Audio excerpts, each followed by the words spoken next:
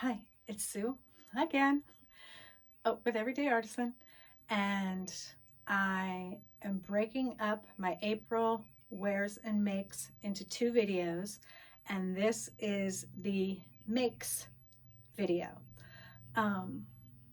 Let's start by saying in April, I finished adding the binding to this white crossback top.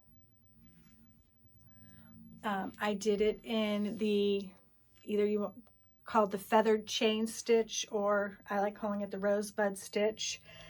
It was pretty tough because there was a lot of binding because it goes up and around and down and across.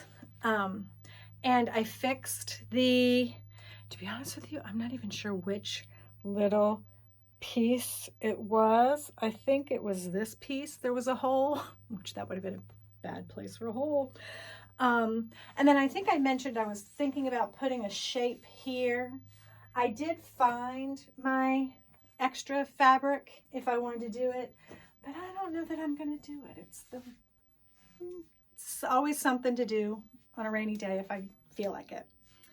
And just to let you know, I'm wearing it with a essential skirt from Alabama Chanin. I'm going to go ahead and I bought this outfit. And the reason I'm telling you that is because this plum color is going to factor in to what I decided to make in May. So the other thing I finished in April was the wrap, my long sleeve wrap top. The wraps I'm not a pattern maker. I should take Natalie Chanin's patterning class down in Alabama. But I can't seem to get the wrap to fit me right across the bust. And so I only ended up putting binding down this front area. I didn't do anything like down this side that normally would have a facing. And I didn't add tails enough to wrap. For example, I've got the one, hang that right there, I've got the one wrap shirt I have made in red based on the wrap pattern, and it has these long tails so that you can tie it up, including the one here in the center to tie it and get it all wrapped up. But when I bought the kit from Alabama Chanin, the zero waist kit for the rose wrap cardigan, it didn't have the wrap attached. It included just a long natural string, if you will, to wrap around it. So I was like, well, I'm going to do the same thing with this white top. And then one of the maybe fun things about it would be that I could change the color of the string. In this particular case, it's just the dove gray, based on the outfit. So I'm trying that. So we got that one where I'm calling it done. We'll see. Okay. Then the next thing, I told you all about what I was going to do next. I took the Kristina's Rose class. That was back beginning of April, I think the 8th. And I was intending to put that design on this cropped cardigan.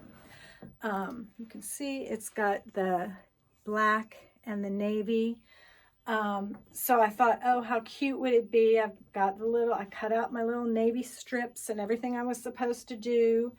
How good would that look with the navy design on it? But one of the things they said in the class was, if you're doing beading, you should have 2 layers of fabric just to make sure it holds on tight. And so that would require me putting another layer of fabric underneath this, which this is already not big on me by any stretch. It's not tight, but I just kind of worried a little bit about it. So, you know, I cut out my strips. I was looking at it. I was thinking about it. And then I don't know what I was doing. I was looking at Pinterest and I saw this picture and I was like, oh yeah, I remember thinking that might be something fun to do with one of my cropped cardigans. I don't know if you can tell because it's white, but they simply put beading down, I think on it's not the facing per se, but I don't know what that's called. And then my head just got jumbled. And then the more I looked at this, I'm like, this is so dark. And I am not in my dark mindset right now. I've been playing out in my garden. All of the flowers in my garden are like white. And I was like, So this wasn't inspiring me. So I wanted something with color. I wanted to start playing with patterns and with stenciling because it's really not patterns I played with because I made that robe, and this is obviously a not Alabama Chanin pattern. But I've been thinking about stenciling. I used to airbrush things, but my compressor to gun hosing situation kind of got messed up, and when I used to airbrush, the paint would always clog in my spray nozzle. And so I put that aside, and then I've moved a couple times, so I really haven't pulled it out and fixed it. And in the meantime, at Alabama Chanin, they stopped airbrushing their stenciling because of the airborne particulates. It's really not that great for you. So I've got all this going around in my head, and in the meantime, I'm like, okay, color, what am I thinking? And then I ended up with two things. On my black midi try-on was the first time I actually tried on this pewter tank with the pewter skirt. I was like, okay, maybe, but, well, it didn't look good with the black underneath. It needed more, it needed something. I talked about a black bolero, but again, black, come on, it's springtime. We need something different. And then, well, I was looking at this scarf, but that'll come into play later. But I was like, oh, look, this scarf, which if you watched my wears video, I have the navy version of this and the plum version. And if you can see, like I said, I'm wearing that plum essential skirt. This is all based, and I've got the top because I bought this outfit. So I'm like, okay, I have this pattern that I bought from the little scrap craft store down the street, and I want to make a little jacket in the plum color to go over the outfit. And the reason I liked this, a lot of the Alabama Chanin jackets have sleeves that are, I'm not going to say skinny, tight on my larger arms. How about we put it that way? And this pattern, which I only paid 50 cents for, looked like it was kind of loose on the arm, and or it didn't need an arm at all. I still haven't figured out, oh wait, I'm this one, that's what I made, not this one with the line across it. So I'm like, why don't I make this in plum? Because the other thing that got me thinking of the plum, besides this outfit and the fact that I want to wear it more and haven't, which is interesting. I'm like, why haven't I worn that at all? That's the beauty of this thing of trying to wear all my outfits this year and trying not to repeat, but repeating anyway. I'm like, okay, what do I need to do to get that thing that's in the back of the closet out and worn again? And then the other thing, you may remember this scarf that I made has the rose in plum. So, you know, kind of plum on the brain, if you will. So I thought, why don't I make this jacket, which that's based on that pattern, in the plum, because it would look good with this scarf, which I needed more things to wear with. I say that about everything I own. So I did, and I haven't done the binding on it yet. I had to play with the pattern a little bit because that had like a stand-up collar, which I'm not sure how they managed that. I never did read the directions on the pattern, which is probably a good idea. But so then I started playing with, well, what kind of binding would I want? So I made this little sampler for myself. This top is just burgundy thread in the rosebud stitch, my favorite. You know, I've talked about that a couple times. Then I was like, well, what about the gray? Because the shirt has gray stitching. So I'm like, well, what about the gray? I'm like, well, this looks like they used a darker gray than what my gray would be. And the other problem with the gray was that it shows up so well that I would feel like my stitches would have to be not perfect, but better, which means taking a lot more time to mark it out with my templates and the geometry of hand sewing to make sure I got even every stitch even. Whereas with the burgundy, I'm like, you can't even really tell, which I know that's not a great reason to go with the burgundy, but I think I'm going with the burgundy because I think it will allow me to wear it with different outfits. Like I said, with the navy scarf, I think the burgundy would look better. That's what I ended up deciding. But I was even like, well, what if I even try something tri-colored? Again, I did not use the template for these, so these stitches are not even close to even. And I was like, you know, I've always thought, what if I wanted a wider binding? I made this thing a long time ago based on something out of the Geometry of Hand Sewing book. And I've always thought a binding, and I guess maybe even maybe it's called a placket. The placket of that was like, oh, well, what if I put something just a little bit more elaborate? I think for the most part, I don't know that I've ever done a contrasting thread stitching on the binding of a jacket. So after all of that, I decided I'm just going with the plain burgundy. So that's in the works. And then the way I cut the fabric for the jacket allowed me to have enough to make a scarf. Now, I went off the proportions of my scarf here. This scarf, which is my favorite one to wear, because it's my favorite one to wear. So I'm like, let me do those same proportions. So this scarf is 72 inches long, and I think I'm like 22 inches wide. I think maybe that one's 24. But what I did was I practiced painting.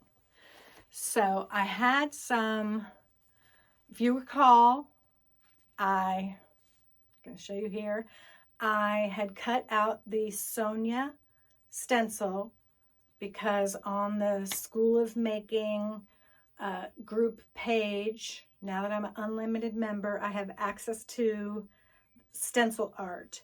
So I made my own stencil, cut it out of pennant felt.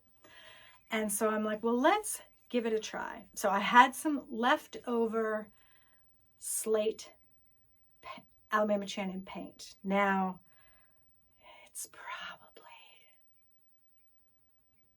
7 years old at the youngest. Yeah.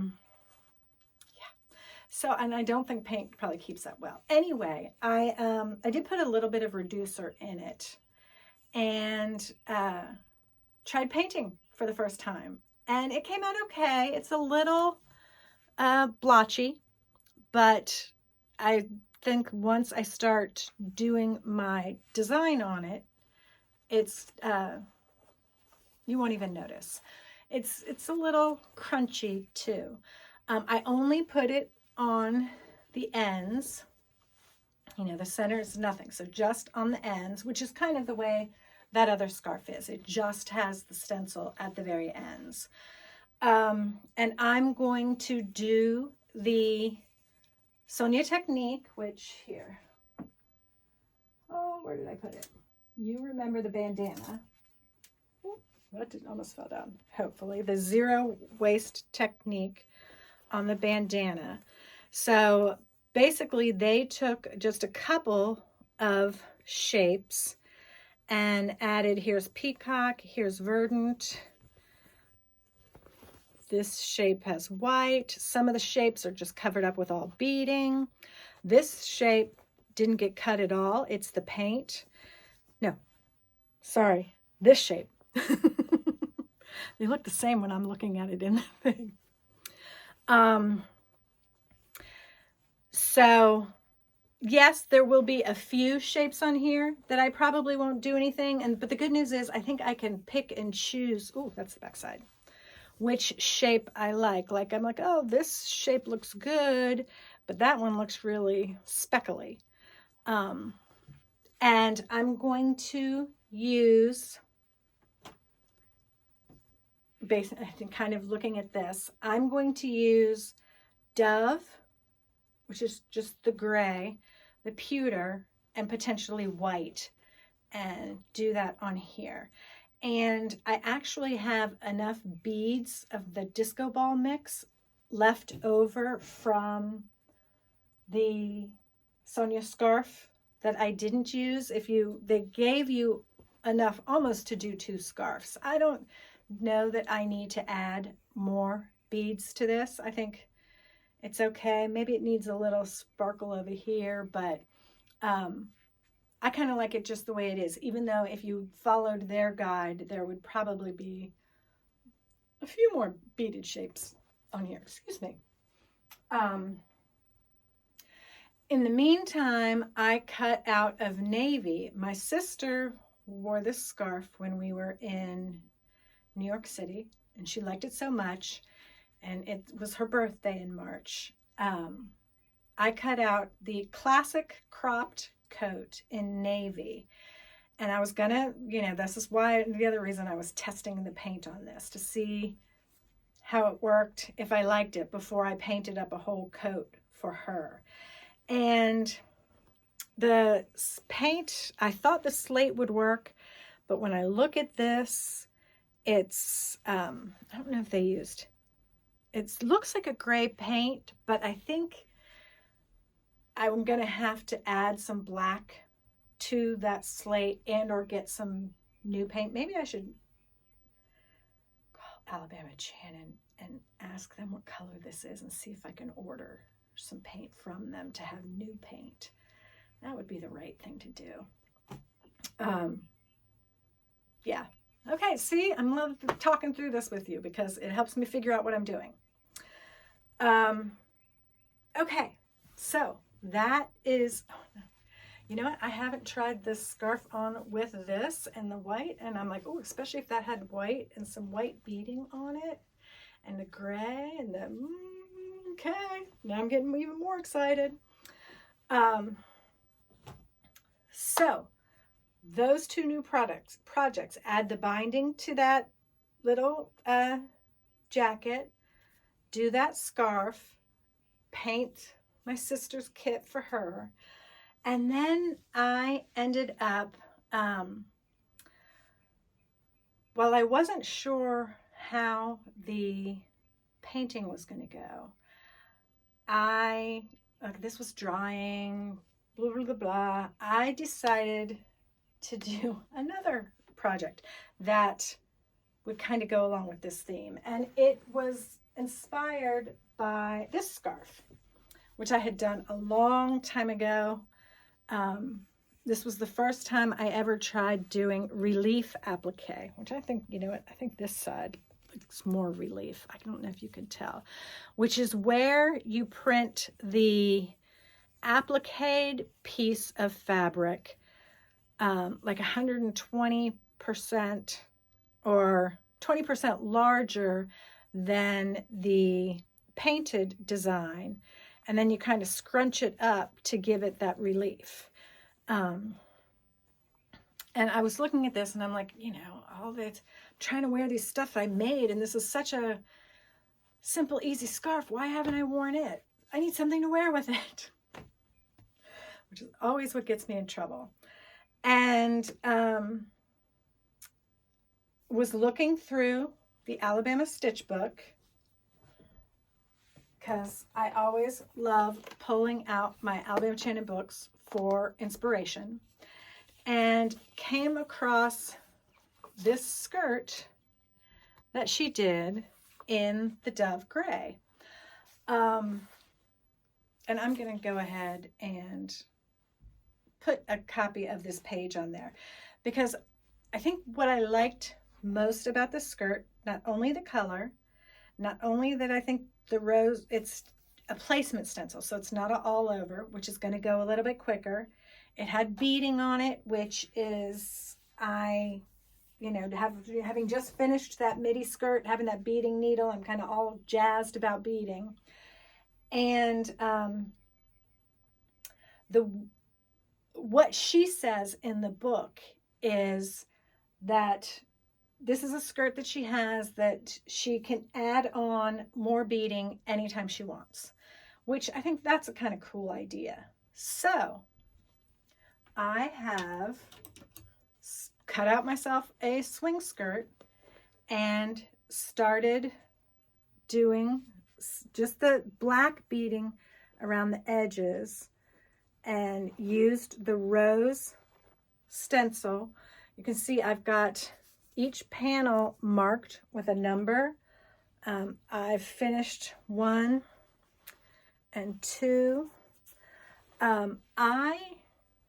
Because I wanted some movement in this one, so the rose stencil, hold on, you can see my piece of pennant felt, only has, you know, it's got the leaves here and here, and it has the one big rose in the middle. So I ended up on each alternating panel of the swing skirt, I alternated the direction of the stencil. So it kind of would go up and down as opposed to don't know if that was the right thing to do, but that's what I decided to do. So I'm almost done here on panel 3. Woohoo! I'm only, like I said, I've only done the black beading around the shapes, and some of them I haven't even cut out yet, you can see. I didn't do the white in the back. I didn't do the whole panel. I like the idea of it being a lighter skirt, so I'm only going to have like the white, kind of like the zero waste concept, if you will, just to have the white to back the design and where I'm going to put the beading. So I'm working on that, and this is going to work up really fast. I'm excited about it. So that's what I'm working on in May. I think that's really all I've got going on. The only other thing that's rolling around in my head is, if you saw my last wear, the last thing I wore in April was this skirt. And I made this skirt, when did I make this skirt? I made this skirt back in 2019. And originally when I made it, I was thinking it was going to serve the same purpose of the black midi skirt, to wear something over top and have just a little bit of fun design showing at the bottom. So I'm like, okay, well, maybe it's time to make that other thing. That, and I wore a lot of indigo in April and just remembered how much I loved it. So what I think I might do is make this dress. I do have leftover indigo fabric that I dyed when I dyed this. I've got, you know, a whole bunch of it still. I would make it not necessarily exactly like that. That looks like it's from the corset pattern. I would go with the tank pattern. The tank is a lot simpler, less pieces, a little less form-fitting, so better for me. I like the idea of a dress. When I was making this skirt, I'm pointing at it and you can't even see. When I was making, and it's got a million things over top of it now. When I was making this skirt, I questioned whether or not I should make this as a tank dress. I think I decided not to. Separates, you can tell from what I've worn so far this year, if you've been kind of following along, I mostly wear separates. And especially if I want something lighter, I think that the separates are better. But I think it's time to make another tank dress, because actually the piece that I feel like in my whole wardrobe that I've worn the most ever is a tank dress. Is this navy facets, negative reverse applique. Like I said, it's got the one main panel and then 2 panels on each side. So it's a 6-panel dress. I love the swing of the skirt. I love, in this particular dress, here's the kicker. The reason why it would be fun to have a dress is pockets. So I think I'm going to try to do a indigo tank dress with pockets with this interesting striped detail around the bottom. I don't know. I think I have a long list of garments that have always been rolling around in my head. And that's been one of them, obviously, since I have the picture. But we'll see. And much like I told you everything I was doing in March and everything changed, now that I'm telling you what I'm going to do, or I told you what I was going to do in April and everything changed. Now I'm telling you everything I want to do in May, and it might all change. So I know this video turned out way longer than I thought it was going to be. I'm sorry if I'm rambling on. Thank you for sticking with me if you did. I would love it if you'd follow along and send me any comments, any thoughts that you have on what I'm making. Tell me what you're making, and like and subscribe. And thanks so much. And hopefully I'll be making another video before the end of this next month. Thanks.